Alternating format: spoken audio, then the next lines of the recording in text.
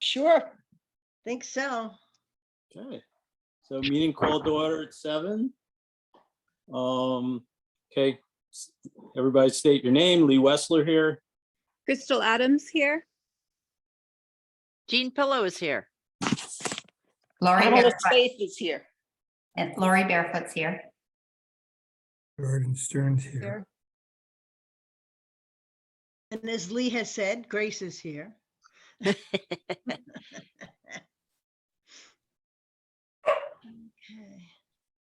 Did Jim, you're there? I see his name. And Maura has her speaker off. I don't think I heard her. Okay, Yes, I said I was here. I think Oh. I talked over Jordan, sorry. we'll assume Jim's here, although, do you know, is Jim a member or an alternate now? I always get that mixed up. Did Well, Did- technically, Lee- he's still an Lee, did you- alternate as far as I know. Lee, did you get an email from Christine Barossa today? Yep. Okay, so whatever the email said, I think, you know, if we agree to it, then the Board of Selectmen can appoint him officially as a full member at their next board meeting. No, it was regarding, who's the newest guy? Jim Like- Allard, Ryan Yeah, Allard? Allard. I'm Yeah, sorry. Allard. Sure, yeah.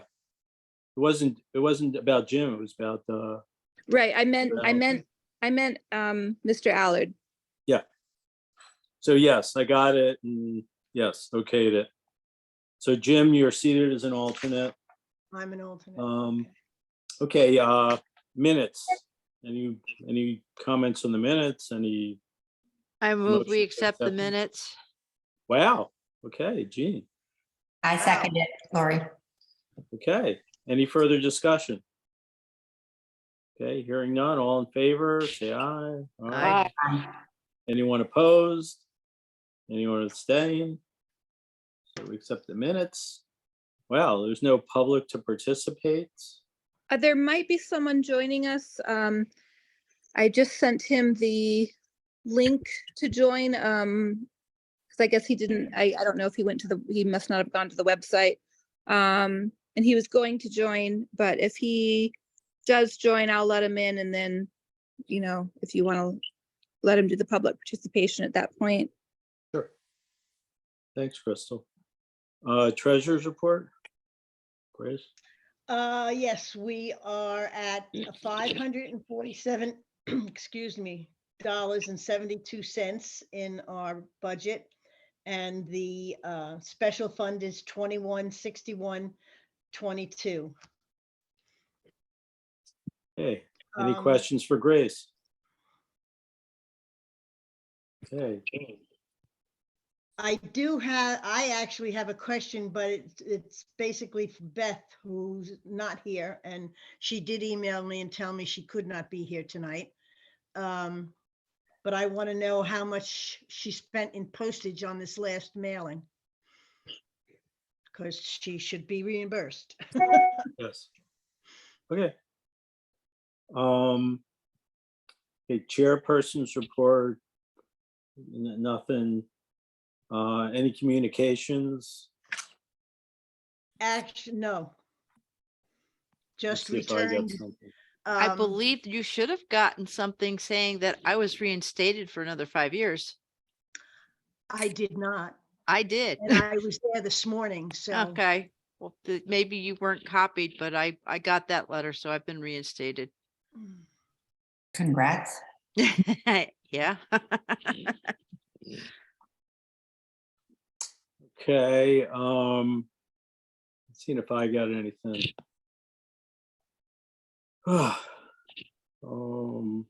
No.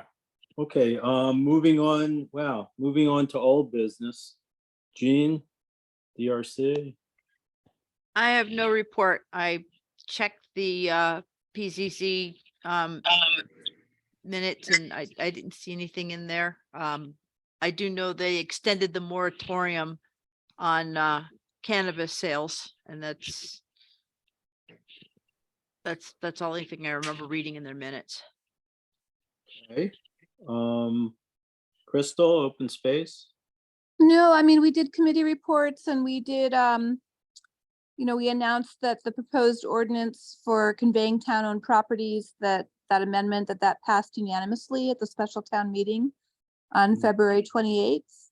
And then we discussed a little bit about the budget and that was it. Okay. P and Z, there was nothing to do with our committee. Grace Ag Commission, No, we didn't meet, or they didn't meet. okay, I doubt anything's up with stewardship, although weather's improving, so if anyone wants to take that up. Yeah, I haven't, I had been sick a lot and there was a special meeting, Grace, that the Ag Commission had. I should have told you about it. Because they might didn't, have. When they was couldn't. this? I don't know the date, but they couldn't meet only because I wanted them to approve something and they couldn't meet because it was a holiday. It was whatever the holiday was when they were supposed to meet. So they That was changed it. last month, yeah. Anyway, just so you know. Okay, Gene, pollinator pathway. Okay, I have stuff to report.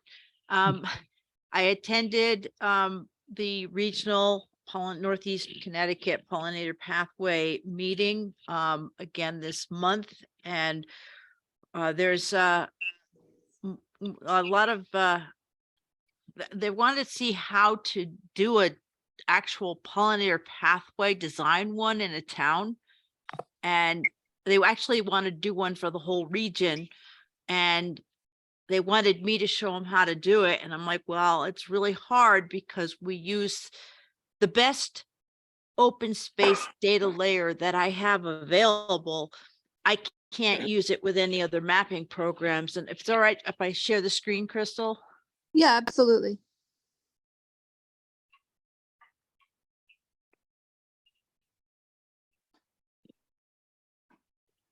Bear with me. I'm using this in a presentation on Saturday. I mean, Where? the Quiet Corner Garden Club Garden Symposium, and there's space still available if anybody wants to go. They've got a pretty good keynote speaker. So this is the concept with a pollinator pathway where you take committed open space and you create connecting corridors through private property. And so I kind of did this for Woodstock, where I took what is known to be preserved open space, and this is the map that I used from the last Green Valley, I'll call it their mega mapper project. And I looked at it, where's the open space? And then I took into consideration Little River, Still River, and Bungee Brook are Connecticut designated greenways. So I put those greenways in because it made sense to connect along the greenways. Then I looked for other opportunities to connect the dots. And then keeping in mind that pollinators don't understand political boundaries. So all the trails go to the borders somewhere, and that's where they need to get connected with the neighboring towns. Where are the people living is another thing. Where's the residential development in our town? So I followed 169, 197, and 171 and 198. And I said, this makes like a perfect pollinator pathway, just as a draft. Of course, there's so many other ways I could have written those lines, but I decided to go along the roadways. And I haven't presented it to anybody. I'm presenting it to you guys now just to get some feedback on it. It looks really nice. Jean, is the idea that you would be looking for people to step forward that are along these green pathways? They don't have to be on the green pathways, but we really want to focus on making sure the people on these green pathways know about it and maybe try to concentrate on those areas. I mean, the towns that are doing it down in Southwest Connecticut, where they have little green space and a lot of residential areas, they really need to have these areas. I think they made wider swaths or whatever. That's about the widest line I can make with the tool I was using. But yeah, the idea is to get people to adopt it. So I know, like, for example, Lee's on the pathway. So he's on Route 169. So I was trying to follow Route 169. Didn't do a very good job. But and then, like I said, looked at where there's open space. I know there's that big cluster of open space. This is down on the corner of Pomfret and Eastford and Woodstock. So this is where that 100-acre property is. And this is that farm that's on Cabbage Hill. And then this is the piece that Beth bought. And these are some other protected properties down here in this part of Woodstock. But if you, like I said, this is Route 169 going this way. This is like Muddy Brook. This is the Bull Hill Ridge line. So that makes perfect sense. And then like I said, I just kind of like, okay, where can I go to connect things? And that's what I did.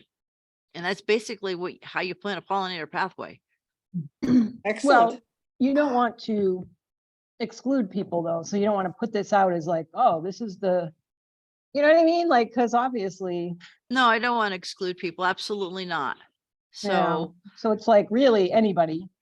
But I could cover the whole town green and then it wouldn't serve any purpose. So, No, but I mean, where are you presenting this? I'm not saying that. I'm just, where are you presenting this somewhere? well, it is in my presentation to give to the Quiet Corner Garden Club because I'm talking about the pollinator pathway movement and how other towns are involved and how we're Right. going to be working together to design this pathway. I mean, let me go up to the slide above it. These are the towns in our area that have already signed up on the website as being in the pathway. So, and the map here shows all the towns in like New England, Connecticut. They went, the first project was, they called it H2H, Housatonic to Hudson. So it went up this way. You see a lot of it up here in Western Mass, these towns over here. So it connects with us going this way. I mean, so the whole idea is to create these pathways throughout the region so that there's habitat available for pollinator species that are in decline. Right. Yeah, Right. I can So give I you the would whole just- talk, but you have to come to the Garden Club Symposium on Saturday. And there's Well, still- I'm not a member, so I, you don't have to be. It's open to oh, the I thought it public. cost like $40 or something. Well, it's not free. Yeah. The Garden Club members have to pay too. What time is Yeah. it at, Jean? It's an all day thing. Let me share my screen again.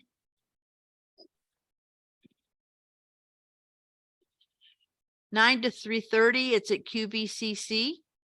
And the keynote speaker is Tova Martin. She is an author and she's written some great books. She's got 2 different sessions she's giving. I had checking how much time I have to talk, but anyway, it's at QPC. They do want you to pre-register and you can register right on their website and pay online. Jean, there's, I just wanted to make one comment about the pollinator pathway in general. I love the idea of connecting all of these locations, et cetera. But there's something that I noticed about what the pollinator pathway program does. And I think that it might impact some people who won't sign up. And what's your concern? It's not really a concern, I'm just noting. It asks that people make a commitment and pledge that they're not going to do this and they're not going to do that. It's mostly about pesticides and stuff. And I think people take offense when they're asked to pledge something. And I think there's lots of people that that would probably like to participate, but they're going to decline to take the pledge. There, it doesn't say do not use any, because there's a recognition that controlling invasive species is going to be hard without using any, but they want you to minimize your use Yeah. of pesticides. If you're planting native plants, you don't need to use fertilizer. Yeah, it's the pledge part though, that I think is a hurdle for some people. Well, is I didn't invent this. It's just. a No, movement. I know. I think a lot of people, though, what I'm saying is that a lot of people might like to participate, but when they see that hurdle, they don't necessarily want to pledge. And they might like to do everything else in this pollinator program pathway and be involved, but if they don't want to pledge, then they may be excluded. I'm just noting it. Yeah. Well, then they can do the homegrown national park Yeah. movement and do the same things. Yes, And sign up absolutely. on that Same website. things, yes. Or you could just, not be so, exclusive and say in your thing, just say, it doesn't mean you can't plant pollinator plants, and we totally, would want to see that, but you don't have to sign the pledge in order to sort of, That's why I'm mentioning it, because I Yeah. think that there are some people that might like to do everything here. They just don't want to sign that pledge. But they'd like information and they'd like to do the rest of it. And this is a big outreach initiative to teach people that their behaviors are causing the decline in, they're contributing to the decline in pollinator species across the world, not just here in Connecticut, not just in the United States. It's a worldwide phenomenon that we're seeing declines in Germany and all over Europe. And so it's when you start substituting native plants with exotic plants that native plants can't use, you're taking away habitat. And they're not even saying rip out all your exotic plants. It's just say incorporate more natives into your gardens, doesn't have to be 100%. So, I mean, the reason I got into this one is because I do believe that we need to do better work in terms of protecting our pollinator species. But what they're asking people to do by reducing their lawns is what we in the business say when we want people to protect water quality, because all the things that you do in the pollinator pathway initiative also helps to improve water quality. So it's a campaign that accomplishes a lot more than just protecting pollinators. So anyway, I struggled with the map. I didn't feel comfortable deciding on my own because I wanted it's supposed to be a community input. I also struggle with putting pollinator habitat through our agricultural valley because that land is not being managed for pollinators. They do use a lot of herbicides in our ag fields, and but that's where the open space was, and I'm sure there's some areas where they can produce promote pollinator habitat on ag lands, especially along our stream buffers. And Jean, I would just add that NRCS does have practices for farms to add pollinator buffers and things like that. So I don't think it's impossible or not it's not bad to ask, I think, to say that farms can do this too. Sometimes it's a matter of a really small strip that they're not using for something else. So I think it's okay to. I don't have that one in this program. I'm giving a program Thursday night for a different group, and I do have the NRCS pollinator support information on that one. Yeah. It's for ag producers. So anyway, that's the first draft. You're seeing it now, and I'm going to call it a draft until we work as a team and discuss where these lines go and whether we do that online or if we have a live meeting and get community members involved. that's certainly going to be something for us to plan in the future. So that's pollinator pathway part 1. Lee contacted me. They were looking for a speaker on the Earth Day for the Greater Putnam Interfaith Council. And so I am signed up to do the same talk again on April 20th in Putnam at the Daughters of the Holy Spirit on Pomfret Street. So if anybody wants to come to that Earth Day celebration, it's open to the public. They're going to be doing an Earth Day celebration. It's not a religious celebration, it's Earth Day. So you know, anybody can come. It's at 6 o'clock. And I've talked last month about looking for we talked about doing a potential pollinator pathway demonstration site. And I think I've come up with a good location. I was at the Grange the other day, and there's a fence along the edge of the parking lot. And I talked to Amy Monahan. I said, hey, if we wanted to do a demonstration garden here, would you help prepare it? Because I know she's got access to heavy equipment. And she said, absolutely, we could do it there.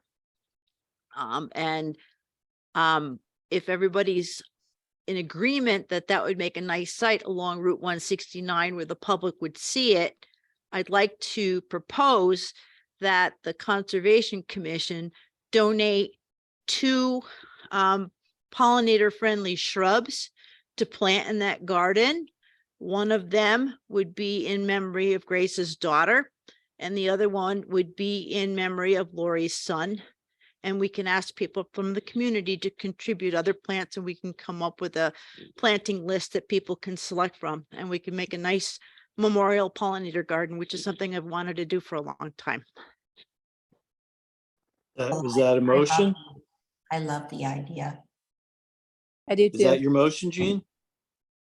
Sure, I move that we put in a pollinator demonstration garden at the Senexit Grange, and the Conservation Commission will support this garden by contributing 2 shrubs in memory of lost children of our members. I'll second that. Can I ask a question about it? Okay, I do think it's a great idea, of course. And so will there be like signage? So if it's a demonstration garden, or are you gonna maybe have some tours or something? Because otherwise, I'm not sure where the fence is you're talking about, but making sure that people actually do know it's there and see it, you know, like. that it's well, they'll really see visible. it because it's there's a dirt parking lot at the Grange, Right, and this is on the opposite side from Route 169 from that dirt parking lot. So it'll be very visible. It's not like tucked around the back of the building where people don't walk, so they will see it. And I know that signage is very expensive.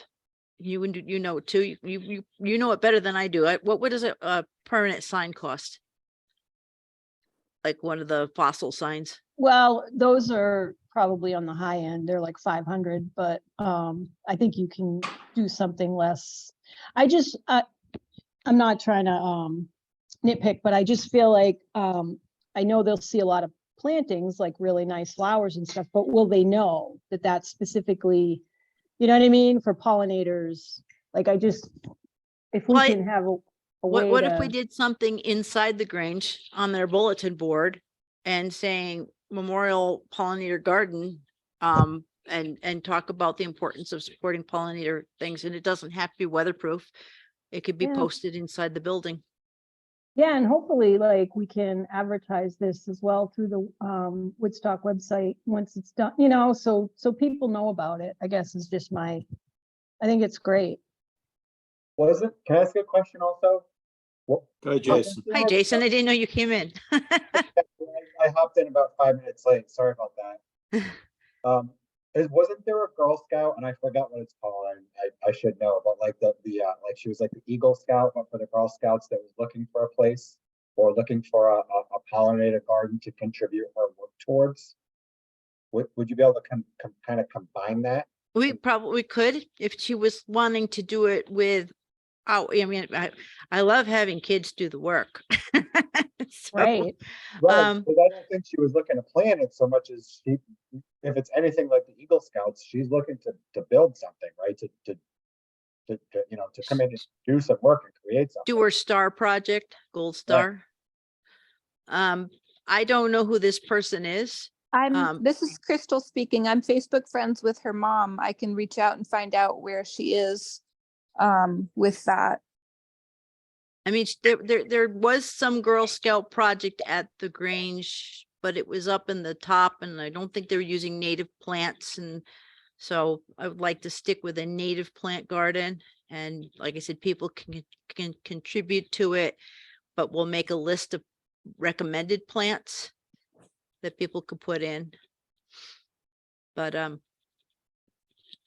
Yeah, I think that might provide a way to give it a little more exposure, and you know, especially to some younger folks, and then all the projects like the Eagle Scout type projects that I've seen, they provide a sign, so that might even, you know, because it'll be, you know, work done by so and so, that might solve the sign cost problem.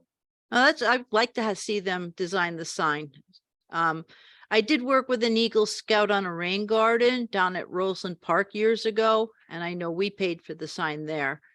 But if they can do the sign, I would love to see them design it, you know, with our input.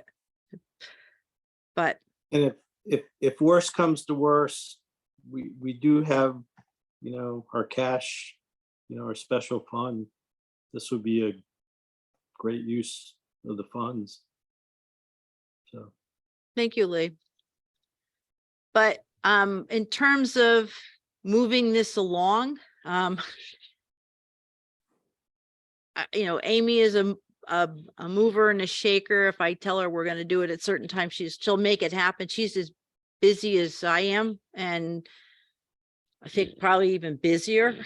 So I gotta be careful, but I don't want to wait too long. I don't want to do it in summer because it's too dry, too hot and dry. But I don't know when I'm actually gonna get moving on it because I keep looking at my calendar and everybody keeps sticking different things on it. So, Is there a water source there and she's gonna maintain it, or? the Grange does have a water source. And I would, you know, make arrangements to make sure that it was watered while it was getting established. Oh, maybe that would be a good partnership with the Girl Scouts or one of those groups to see if they would maintain it. Because you know, the first few years, of course, is really important, but it still would need to be checked, you know, once a year after that, maybe. Yeah, well, that's why I'm gonna probably design it mostly with shrubs and then maybe Oh, some okay. nice ground covers so that it's not gonna be something that I don't want it to be overly weedy, you know, and it's a matter of whether I know the town, Crystal, you might know this better. The Arboretum Committee, at any rate, has an account with Pride's Corner, a wholesale account. Oh, Does the- okay. Does the Beautification Committee have that too? Not that I know of. It has never, I don't believe so. Because I'm pretty sure Bill Brower told me that they have a wholesale account down at Pride's as a town and nonprofit.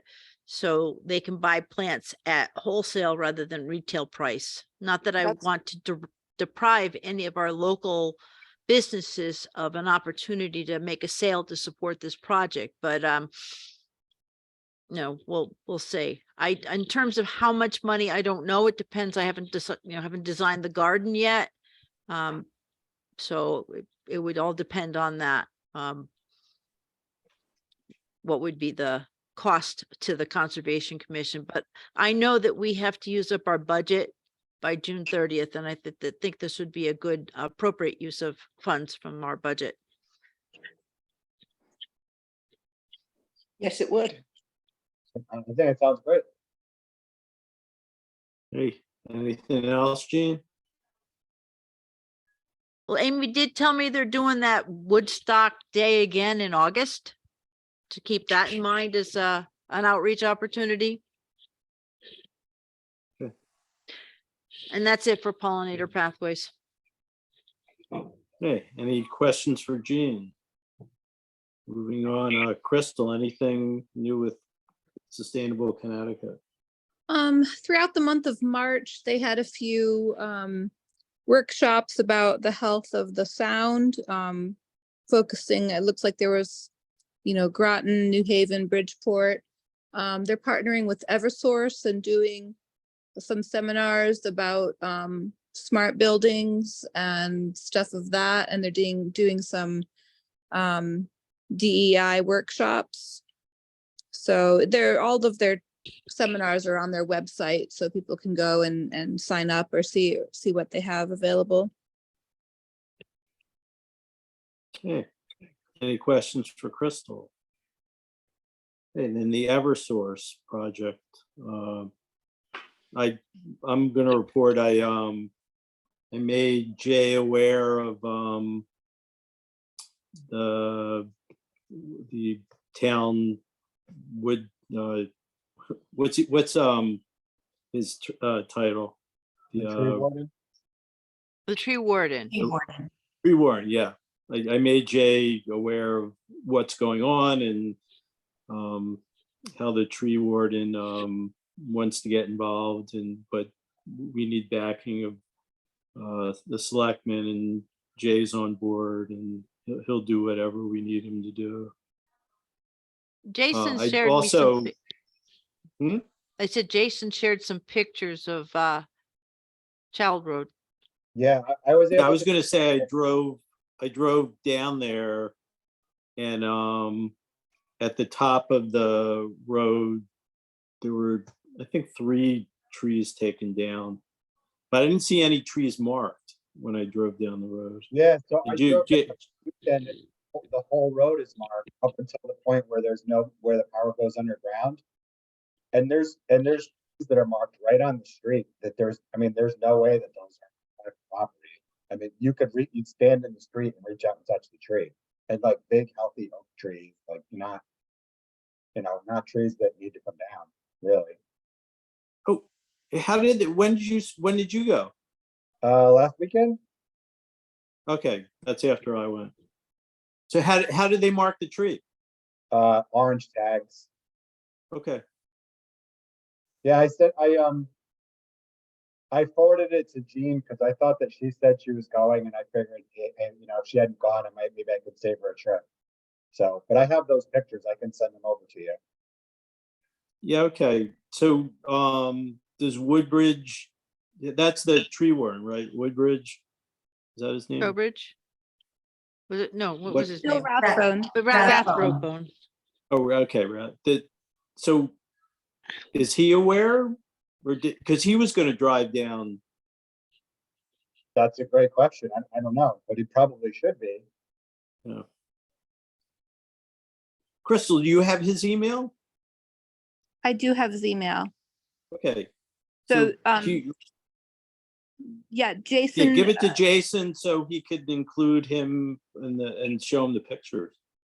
Okay, Lee, we have a member of the public who's joined, so when you have a chance and want to do public participation. Yeah. Yeah, Great. once we're done with this topic. Perfect. Yeah, wow.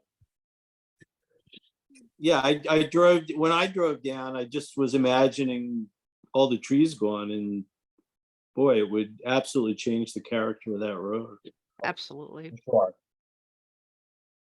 Is there a way to share the pictures that you have, Jason? I don't think you're able to send it to everybody here at once. right? Oh, well, I have them on email. I mean, I can just hit forward and send it to everybody right now.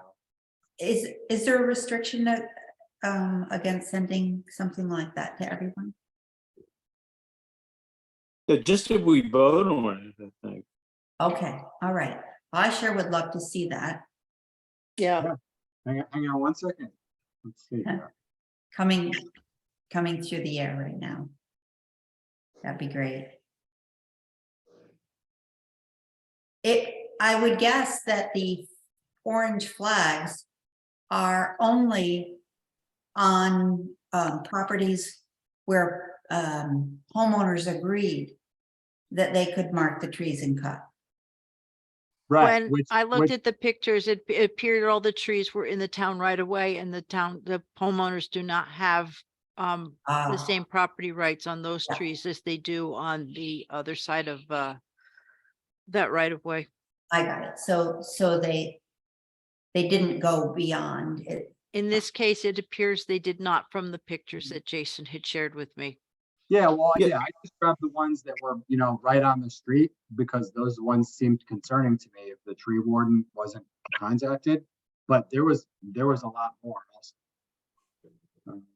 Yeah, the ones that were taken down at the top of the hill, I think were town trees. I think, it was hard to tell because they were cut down, but I think they were over the stone wall. So, yeah, we got to include the tree warden with these pictures. And then, and maybe include Jay Swan too, just to keep him updated. Because this really is, the more and more we get into it, this really is, definitely an important town issue if we want to, and especially a conservation commission issue to maintain the, our scenic roads and our town quality, our views. So what's going on? A little technical difficulty here, sorry. Oh, so you don't have to do it right now, Jason. Yeah, I thought it So would be. any other comments on this? Jean? I haven't heard any other updates on anything else. I've heard no updates about the riparian buffer along 171 in Millbrook. I've heard nothing about the 3 trees on the South Woodstock Common that are within striking distance of the power lines. I've heard nothing. So only thing I've heard was what Jason shared with me. Okay. Okay, well, this is a hot topic for us, so we'll keep it on the burner. Okay, so public participation, we have Kenneth Wollslegal, who's joined us. Welcome. Thank you. So do you have anything to bring up to us, or you're just here to watch us? Yes, I do. If I Floor is have a yours. moment, I spoke with Crystal Adams, who invited me to join you tonight. I mentioned, and first of all, thank you for allowing me to join you, and thank you for everything you're doing to care for the natural environment of our town. I wish more people were like you. Thank you. I approached Crystal because I'm an environmental scientist. I grew up in Woodstock, moved away, lived in California, Philadelphia, New Haven. And years ago, I started a nonprofit called Future Earth, a couple decades ago, actually. And the purpose of Future Earth was to work with Connecticut schools to help them develop curriculum with respect to the environment, teaching kids about the environment, about our planet, and about the concerns that we have with the planet and how to preserve it. So Future Earth lasted about 4 years. We had a few nice things along the way. Arnold Palmer did a promotional video for us. Joe Lieberman helped us out. And we thought we were going to make a bigger impact, but a recession that occurred in the early 90s led to the end of Future Earth. So now I'm back in Woodstock after decades away in the house I grew up in. And I have kids in the elementary school and the middle school. And my awareness of what's happening with the global environment, all kinds of issues that you read about regularly in the newspapers, have led me to work on an independent project, something I call Earth 2023. It's a 1-hour multimedia presentation that I developed, and I've given half a dozen times in the quiet corner so far. And it touches on the major issues affecting the globe, things of dire importance if we all expect and want to continue with life as we've come to know it. Some pretty big things. Some of the topics I touch on are ocean plastics, loss of biodiversity, climate change. Those are the three big ones, and they encompass a lot of things. So I'm offering this presentation to the Conservation Commission, and then hopefully to the town in general. I've offered it to the Academy, and we'll be giving it to their Earth Save Club after Earth Day. They got a lot of things going on before Earth Day. I've offered it to Pomfret School, and we'll be giving it there, to Marianapolis. I'm working on other venues. I'll be giving it the University of New Haven in the fall. Working on Eastern and Yukon as well. I gave it at the Audubon Society in Pomfret, and we'll be giving another one at the Audubon Society in Pomfret. So when I say multimedia, it has a lot of content, but it moves quickly. It has some music to accompany the imagery. It's not just a bullet point presentation by any stretch. My career as an environmental scientist led me to evaluate a lot of Superfund sites and properties all around the country. I worked at AIG when they were the biggest insurance company in the world, and I helped them develop their climate change program, their global climate change program, as well as their sustainability, their corporate sustainability program. So now here I am back in Woodstock, and with my kids and all these issues that I have been looking at in my 35-year career, and they've only gotten worse, more concerning. My brother-in-law happens to be a firefighter in Northern California. Oh, boy. So I'm well aware of how the fire season has changed in the 15 years that I've known him. These are all things that inform the presentation. The presentation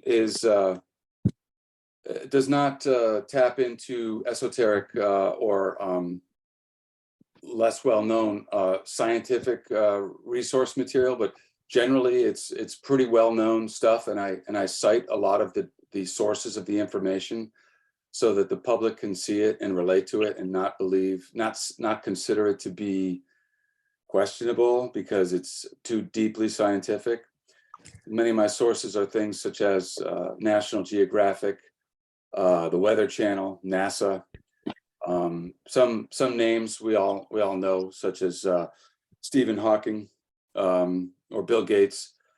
So this is something I would offer to give to the group if you're interested. If you think a 1-hour presentation on the current state, natural state of the planet, and some of the risks we're facing, and things that, and part 4, by the way, is the future.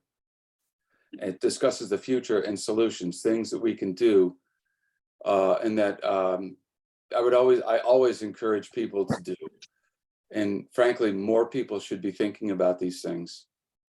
So if you think this would be at all interesting to your group, I would be happy to schedule it at your convenience and give you a presentation. So it's one 1-hour presentation or 4 1-hour? Okay, one. One 1 hour. So Gene, you think this would be a good thing for us to sponsor for a town presentation, right? I don't see why not. I mean, if Sarah Hemingway is showing it twice, I respect Sarah very much. So I'd love to bring it to town. We could set it up in the big room downstairs at the town hall and see if people want to come. If the kids are seeing it, the parents will come if the kids come, but if the kids are seeing it in school, I don't know what we'll get for attendance, you know. I love the idea. I really do. But a Yeah, I'd lot of love to times see it. I give those presentations and I'm preaching to the choir. So I would like to get new people there. Sounds like a great presentation. I think it'd be great to show it on the town common. Thank Well, if you. it's a Yeah. multimedia thing on the town common, would you need like dark and, you know, a screen and all that to show it? Yeah, so I've given it in some different forums. The Berkeley School of Music loaned me their high definition projector for about a year. It's about a $6,000 projector, but they needed it back and installed it permanently in one of their classrooms. So I have my own projector. It's not as good. But I gave it at Quinnebog Valley Community College to the Learning and Retirement Group in a theater. And it was sort of like a TED Talk on a 40-foot screen with a sound system, and I had a wireless, and I could walk around, and a remote control. That was really nice, and that's sort of it's sort of like sort of a cross between a TED Talk and a PBS documentary, or maybe something some kind of a documentary. So this is something that I do for no pay. I worked on it for 2 years. I put minimum 1,000 hours into the research and I development of believe this. it. I believe it 100%. It's a big topic to try to put the whole world into 1 hour. You know, so, and I'm always open to any constructive criticism to make it better. So, you know, you're the kind of people, thoughtful people concerned about the environment and this is keeping things healthy and sustainable. So any comments from people like you, I'm completely, in fact, I would love your feedback. As far as presenting it to the town in general, yes, anywhere, anytime, any place. The limitations I have are my projection equipment right now is not as good as it was. So darkness is a little bit more important with this less powerful projector that I have. But audiences are encouraged. People need to understand what's happening. Yeah, I'm thinking of some venues.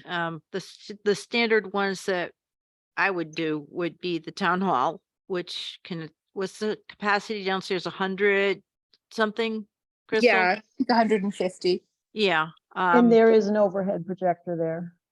There is an existing projection system and we can get you a remote, no problem. Then another venue I've used is the barn at Roseland Park. That's more informal. And if it's not, if it's not like thought, oh, the town is putting this on, and it becomes something, if the Conservation Commission, but not the town is doing this, might attract a different audience. I don't know. And if it was like a huge turnout, then I might contact the Academy and see if they'd let us choose the Luce Center, but I can't project what kind of audience will attract. It's funny in this town because there's a lot of climate deniers, unfortunately. Well, here's a question about the Lewis Center and the Woodstock Academy, because that was my thought too. If you're presenting it to their environmental science or Earth Club after Earth Day, maybe you could suggest, maybe could they make it bigger? Could it be presented at the Lewis and be open to the public? Yeah, in fact, the teacher who is their advisor did suggest the Luce Center at first. Is it Sue? Is it Sue? I will. Love Green? While I'm talking to you, I'm going to check. Okay. Bear with me. Let's see.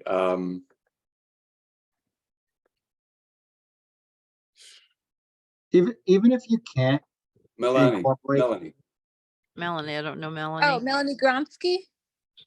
Yes. Yeah, she's terrific. I know her. Yeah, she seems great. I'm sorry, I interrupted somebody. Hey, yeah, well, you know what? Jason, Yeah, well, I was just saying, even if you can't, if you can't use the loose and incorporate it into a larger group, while you have that small group at the school, there is one benefit of preaching to the choir, so to speak, is that if you have the opportunity to energize them while you're speaking, then you can take advantage of that.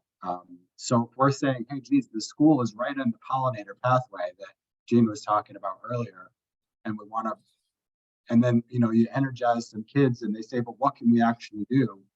Well, let's connect the dots and say, well, we're looking to do a pollinator pathway, and the school's it's in the pathway. Maybe the school can be involved. So maybe a little plug in there when they say, but Ken, what can we do? Right, and if we do present it even at Lewis or wherever, we can run an ad in Shopper's Guide and invite people from other towns. It doesn't just have to be Woodstock people. The Conservation Commission sponsors it, but it's not isolated. It's not restricted to Woodstock residents. I certainly would agree with that idea. And I have obviously contact with conservation commissions from all the towns surrounding us. I'd like to ask if people wanted to attend this wonderful presentation, what would usually be the charge? Let's just say you weren't doing it for free. I'm just curious because I'm not sure that people would understand the value. Maybe unless we put a price tag on it or tell people this is the value they're getting. I understand the psychology there. Usually, yeah, people do see things as having value if you assign a value to it. How much is it worth? How much is it worth? 1,000 hours of his time. Yeah, well, it's worth my kid's future. I like that answer. I'm going to be doing this. This is my career now, and I'm not rich, but I'm a stay-at-home dad now. My wife is a physician, and I'm starting a nonprofit again. The old organization Future Earth that I had found was the founder and the president of is my name is still listed as the with the state as the as the owner of the entity, and there's a chance that I can reactivate it. There's a pretty good chance, so that I will be restarting Future Earth, which I founded in 1990. And so I will present this presentation as something from Future Earth Incorporated. Yeah, could I charge for it? Sure, I think after I've given it, maybe more times and developed a little bit of momentum, I think that it's worth some form of a charge. That is not my primary motivation with this project. I respect that. Yeah, I mean, it would be great to make some kind of a living doing it, but I'm going to do this whether or not I make a living at it. If the town knew, though, if people knew that they were getting something really valuable for free, Yeah. that might be meaningful. I'm not sure if the psychology is really accurate, but I think sometimes people like to know that they're getting something of value for free. And Yeah, if they don't know how much value it has, then they don't know how much free stuff they're getting. I think there is a psychological value with that approach. They've talked about various programs, social programs. When there was some sort of entry price, the success of the program is higher. So, yeah, I think I've often considered that maybe if I asked for a donation, it might help me buy a better projector someday. Yeah. Just wanted to, Excuse me, doesn't the Congregational Church on the Hill do films sometimes? At least in the summer? They They've- have done family programming. Yes, I believe So I've read they might about be that. Open to this, the Congregational Church. Well, I'm totally in support of the Conservation Commission sponsoring him. Oh, You know, yeah. No, I'm just saying if that would if be another- sponsoring him is just advertising, that's. Yeah. We'll take care of the advertising and we'll find the space and he just has to show up with the And a presentation. projector. And we have. to Yeah, have a we have a projector. projector. Yeah, I do have a projector. It's just not as good as the one I had for a while. Well, I'm sure the one you described sounds like one that most of us have never touched before. Yeah, it was- So- I have a friend that manages the music department at Berkeley, and he gave it to me for a year, but then I had to take it back. Yeah. Do I you just think, wanna- do you think May, we should shoot for May? Give us enough time to find a venue and Sure. another weeknight in May. Yes, I mean, I guess it depends. There's two avenues that I was thinking. If the smaller group here was interested to see it first so that you understood what you were promoting, I would be happy to give it to you first. Oh, And I that way- see. Yeah, I hear you. As a smaller, more intimate group, and that way you can have the confidence to feel that this is something you support and you're willing to promote. Yeah, I think we could do it at a meeting, even on Zoom, if that, I think that could be, don't you guys think that's doable? Yeah, I mean, we could do it next month, but it wouldn't give us, if we're gonna shoot for May, we would need to see it sooner. I've been asked to do Zooms before, and I've been asked to post this on YouTube. You know, my hesitation to that is I've been emailing for the last 2 months with Sony Music Corporation and ultimately they said go for it, but because for some audience there is a music video that I sometimes include. And I don't know if how much this group listens to contemporary music, rock and roll, but there was an Australian band that was big in the 80s and 90s called Midnight Oil. Oh, yeah. Yeah, Yeah, you've heard of them, yeah. Yeah. Well, they made a song about 2 years ago about climate change called Rising Seas. And they have a video out. And I've actually have a distant connection to the band. My old roommate was their photographer when they would come to the Northeast United States.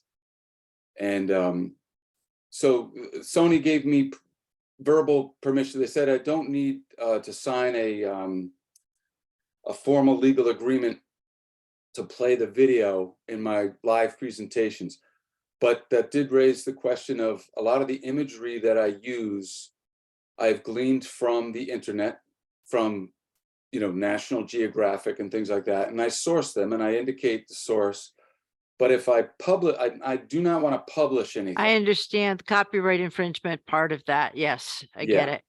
So showing it on a screen with a projector is no problem. Publishing it or putting it on the internet as this is my presentation, then I might have some complications. Would Zoom count as that? Well, the thing with Zoom is I don't know who's going to record it. Ah, I understand that. As particularly like these meetings go up on YouTube, right? Like, Yeah, these are recorded, yeah. These meetings are, Go but to if we the, did an No. informational meeting, we wouldn't necessarily have to record it, or do we? If Crystal knows the rules better than the rest of us, when more than 4 of us meet together, that's an official meeting. And then we have to have notes, or how's it work?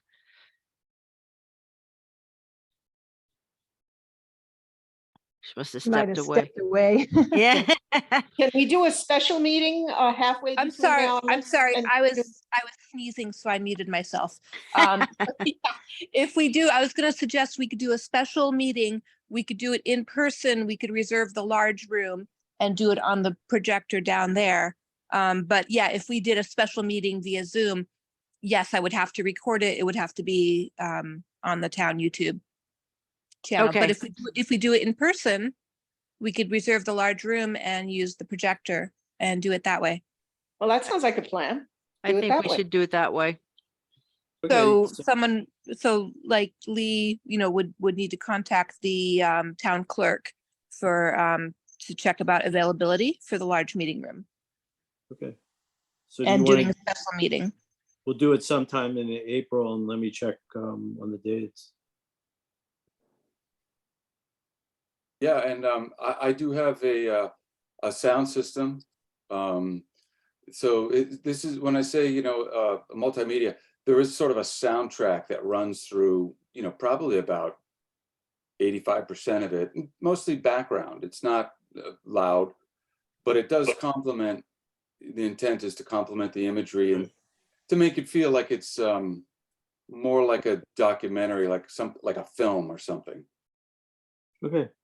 So we'll have to do it within the next few weeks because I want to give us time, if we're shooting for a May public event, I want to give us enough time to prepare for it. Yeah, just Yeah. remember that Easter is April 9th. So maybe the week after?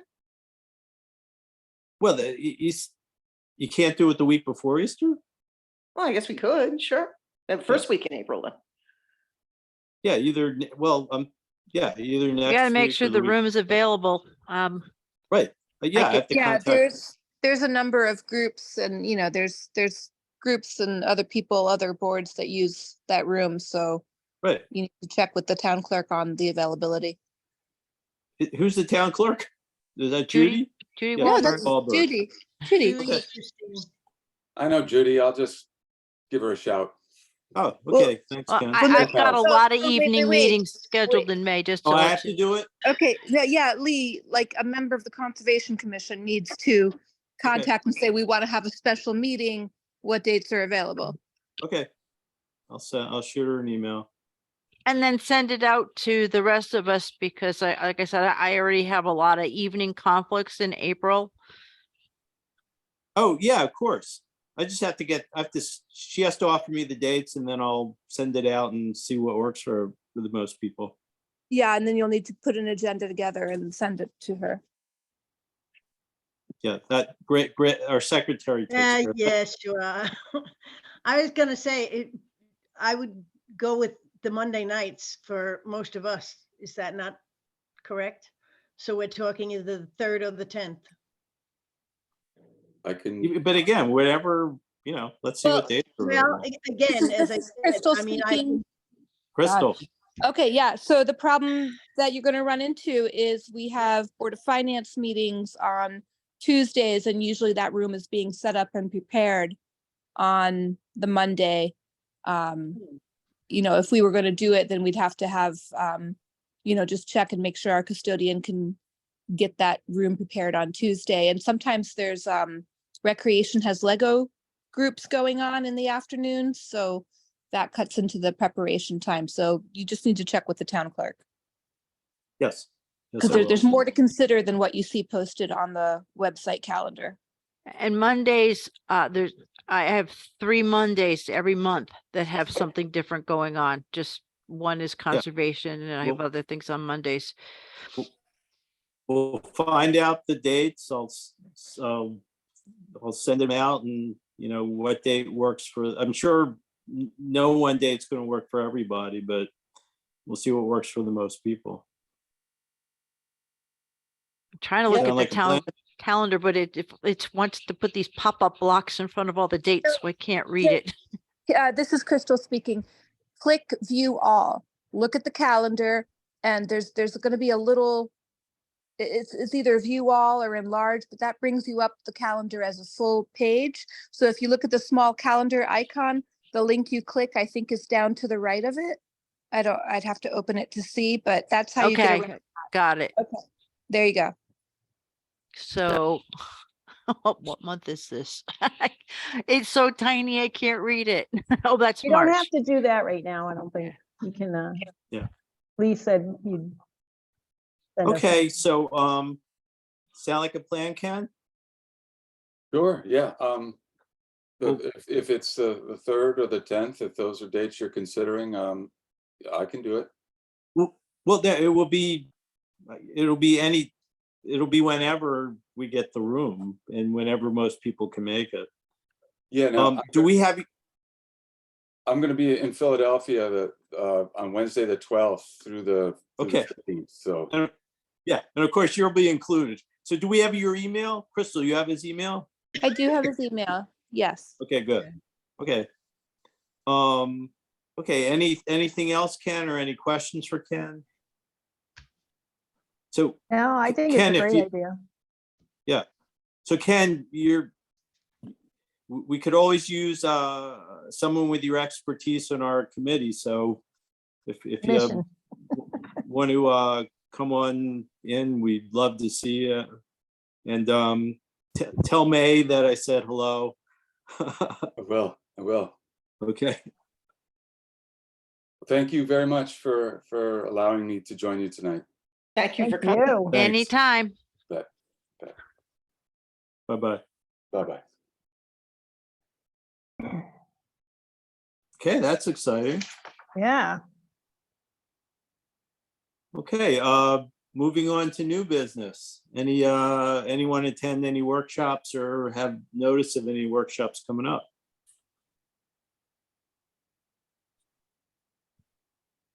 Well, No? I went to the cause one, the Connecticut Association of Wetland Scientists. It was very good. The only problem was it was held at the Eversource Energy Auditorium. So I was a little on the stressed side even being there. But they had some very good speakers and, very good information. It's just, as I said, I was very Being in stressed enemy out. territory. I just couldn't, couldn't quantify everything that was going on and everything that was being presented. It was very nice, but as I say, it was informative. I enjoyed it. I would have enjoyed it a heck of a lot more if it was anywhere else. But as I said, I met a lot of people, in the fields, and it's gratifying to know that, everybody is very much on the same page with all the issues we're having, except with the, as I say, Eversource. That didn't come up, and I sure as heck didn't bring it up. But it was informative. I enjoyed going. Thank you for paying for it. Anyone else? I have open discussion. We're not there yet, Gene. Okay, I was just I haven't been to any meetings other than the ones that Any meetings coming up that anyone is aware of? Okay, open discussion, Gene. I have wood frog eggs in my water garden again. The wood frogs have come and they're being productive, and I've Yeah, got but you're a sink. I'm a what? You're a species sink. If it's not a good place for them to do that, is it? It's Is it- my water garden in my front yard, and they produce Right. wood frogs every year. Same in the back pond too. So I have a lot of wood frog babies all over the yard afterwards. So I think they're I have doing a wood good job. frogs too. And the bluebirds are scoping out the territory in my backyard. There is a townwide cleanup contest this year being sponsored by the Recreation Commission or the Town Recreation Committee. And they're trying to get people to form teams this year to see if who can pick up the most trash. So I was going to ask Grace if she wanted to help me clean up Smith Road. We won't win a prize. There's not that much junk, but there's enough. Have She's you muted. seen By the Swamp, Jean? What? Have you seen By the Swamp? Yeah, because every time I go down there to look at the beaver things, I'm thinking, how the heck am I gonna get that thing out of the bushes? Yes, Uh-huh, yeah. lot of alcohol containers. Well, the only thing I'm not crazy about is this year, we have to collect and take it to the dump ourselves. I have a trash can. I pay for a service. Oh, excuse me. So you can use my dumpster. That's fine. I just as a citizen particularly, I was a little surprised. I don't know how much participation you're gonna get if people have to actually take it to the dump themselves. Well, I know she was giving, this is Crystal speaking. I know that you can get a pass, like a free pass to take the Yeah. trash to the dump, but that was a lot for the DPW to do, driving around and picking up trash all over Woodstock. Oh, I'm totally aware of that, but the reason that people have their trash picked up is because they don't want to go to the dump. This Yeah, I is- thought Yeah. it was a great, but you don't have to take it to the town dump. You can put it in your garbage. Like when I clean my road, I'm not going to take it to the dump. I'm going to put it in my Willimantic waste container. Yep. Oh, Yep, well, ditto. yeah.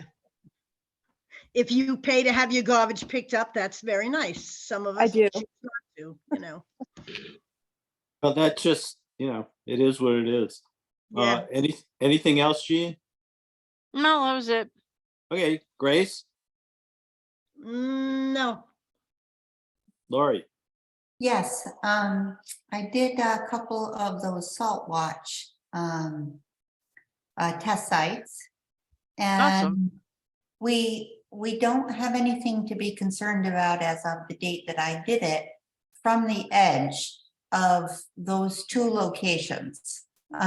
Probably a better test would be take a canoe out to the middle versus being on the edge, but did the best I could. This from was the- Bungie Brook. So no, Jean, it was, I think site 1 and 4, maybe from your original email. Both of them were, well, one was Still River. Still Still- River. Yeah, and the other was on Pond Road. I've got the Okay. I know where I've got that the GPS coordinates of when I did it, or where I did it exactly. But the good news is that that Pond River, Pond Road was a 0.8, which is it's not even on the detectable scale. And then the Still River one was 1.8, which is just barely on the scale. So the results were very good, but that was just one point in time, and again, from the edge of the river. How close was it to one of our runoffs or snow events where they treated the roads? It was today. It was today. Okay. Did you upload the information to the Saltwatch site? You can't upload, or at least I couldn't figure it out. All I did was post on the site. I'm not really a fan of their site, but nevertheless, I did post it. I understand that. Yeah. All they But want I- you to do is take a picture of it and put the GPS coordinates Yeah, in and I they'll come up did. with a number and every site that I've tested and they'll say it's 25 ppm because Yeah. it's No, definitely not 25 ppm. So, well, actually, you have to convert it. So it was, what I told you is the quantum number, which is on the far left of the Right. scale. And then when you convert it, I think it does go to 44 parts per million for one of them, but it's not a concerning level. It's no, not at all. barely detectable. And I did post it. Okay, good. I'll find it. So the good news is, at this point in time, we don't have a specific concern about those two locations, at least not on these dates. Right. But it's high flow right now. Yeah, So and it's just one point in time. right. So more testing probably will yield a different picture, but that's what we have at this point. Thank you. Thank you for doing it and letting me know. Lori. Hey, Maura? So I have wood frogs too, and bluebirds. Anyway, and what I was saying, to Grace, the reason that I knew the Ag Commission had a meeting was because Jean and I are working on the Little River watershed update project that I've mentioned here before. And so we came up with, a number of farms or folks that own animals, to send out postcards to see if they would be interested in having a site visit and just seeing if they have any animal health issues or erosion issues. There's funding that we're hoping, dedicated funding that we're hoping will come about once we finish this plan. But part of the plan is we had to show that people were interested in getting the funding and would actually get the funding.